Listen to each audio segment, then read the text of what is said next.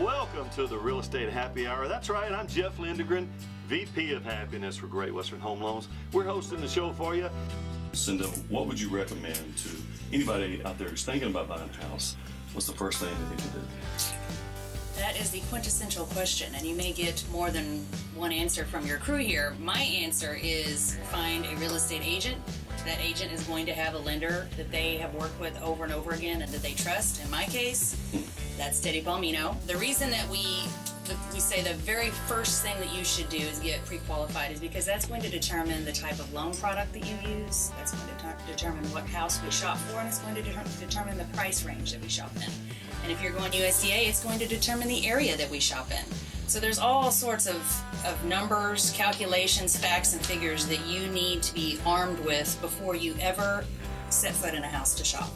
You got to stand in line, all right, if you want to buy that house. And if you don't have a pre-approval letter. I saw the best meme on Facebook the other day where there's this little boy, the title of the meme is what it's like shopping without a pre-approval letter.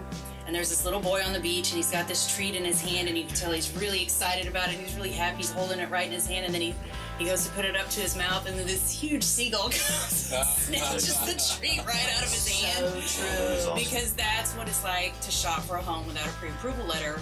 And Realtor.com even addresses this in their latest campaign where they say, not you got the property.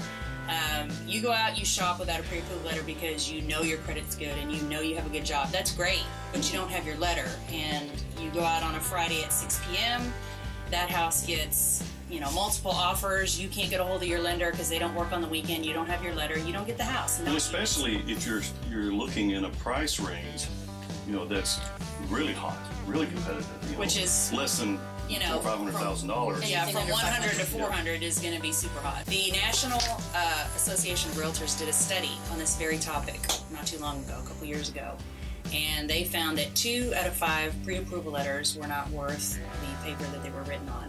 That's not just an inconvenience when you find out that you're not actually qualified, because you could already be into the transaction for your $100 option fee or more, your inspection fee of between $300 and $500, your appraisal fee. So there's earnest money. Yes, there's money to be lost by having a fake pre-approval letter. So Teddy, what are some of the things you do in the pre-approval process to make sure that you're on solid ground and amp up the quality and the perception of quality, especially by that listing agent who's guiding that seller into picking just the right buyer during a multiple offer situation.